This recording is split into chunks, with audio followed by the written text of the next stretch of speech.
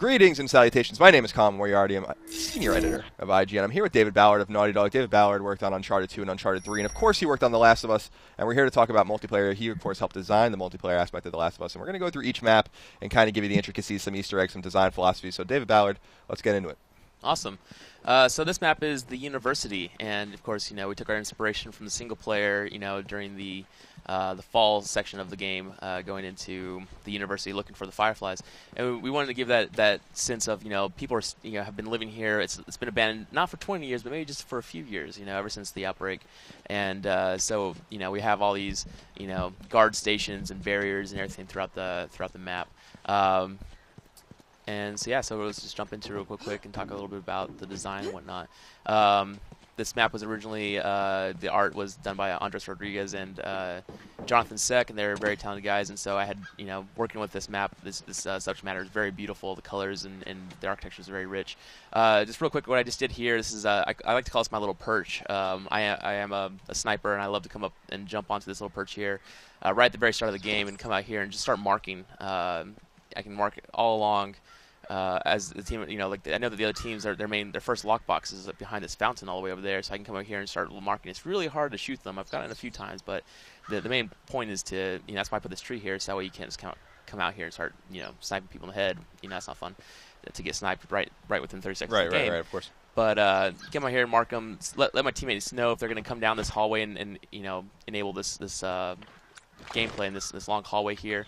Sometimes actually they'll come down this right here, and actually I do get to shoot a couple guys. Or if they're going to come all the way down this way, then I can just let my team know. So that's a really good thing. One of the big differences of this map and a lot of other maps a lot of the other maps are kind of a straightforward, kind of a rectangle shape. One base on one side, base on the other, with 3 lanes down the middle. That's the flow. But this map's actually an S shape. So you see, we start over there. You have to come out this way and then down the middle, and then it goes to the right over there. So it's a bit of an S shape, and that was to kind of give variety to our maps. And I'll talk a little bit about the way that we design our maps. When like I said, for The Last of Us, we want to create this very intense and very personal, combat and competitive nature, and so each team starts out together in their bases, and then allows players to move forward to try and find the other players and to encounter them, and then to try and be strategic and attack them. So the first things that we start out with is is the theme, right? Of each map, and okay, so we know that the university is going to have like courtyards and buildings and statues and all classrooms and all that kind of stuff. So we want to make sure that we have all those kind of elements within within the space. And the second thing is we want to make sure we have good flow. And, how do I get from my base to their base? How do I get to where I want to go and have options? The next thing is our fronts. So okay, now I've gotten to the enemy. How do I want to engage them? How do I want to encounter? To manage my encounter with them? Do I want to go in guns blazing? Do I want to sneak around, stealth? Get that shiv kill? Do I want to create some items and smoke bomb them or bomb them or Molotov? How do I want to go about it?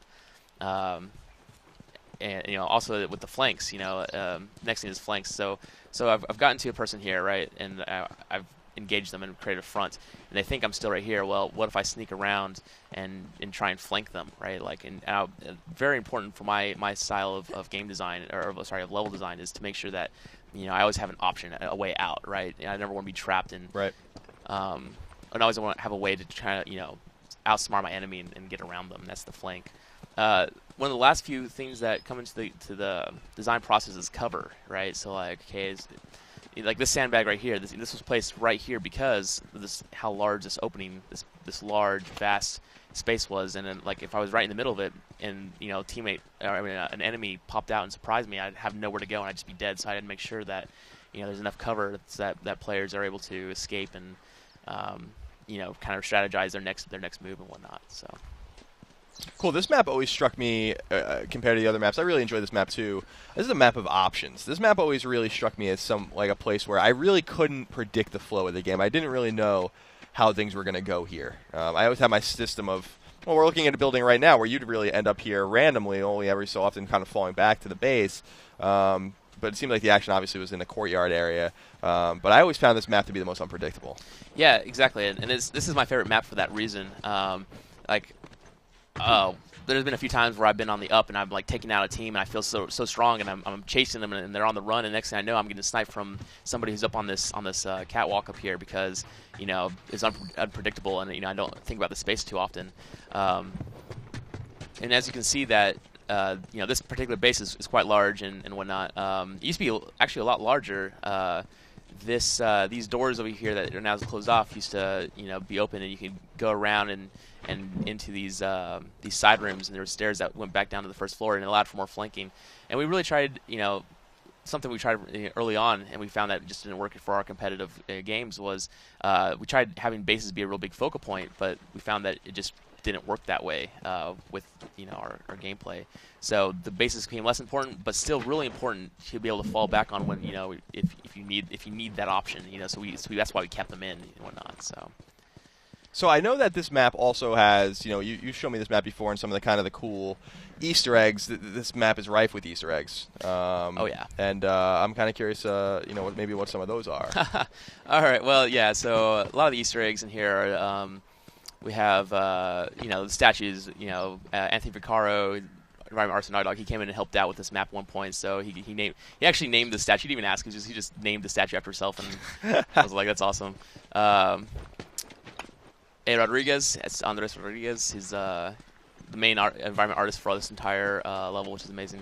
Here we got Kay Shoemaker, who's somebody's at Naughty Dog's that's their universe, so it's a nice little nod to their family. And we have Robert Ryan, one of the main game designers on the multiplayer The Last of Us. He got his own statue as well. And then, let's see. Out in the distance, we have the stadium out in there. And so we have a guy at Naughty Dog who's a really big football guy, Quentin Cobb, also one of the multiplayer designers. So he got his own stadium, Cobb Stadium. Awesome. And we have Scarin Hall for Evan Scarin, designer on The Last of Us multiplayer. Elizabeth Asili, designer on The Last of Us multiplayer, and again the Shoemaker for one of our family members. And then going back to our texture artist Heather Serlin, she named it the Science Lab after her. So very cool. And of course we saw some Greek letters there on the building. Oh yes. This was my little nod.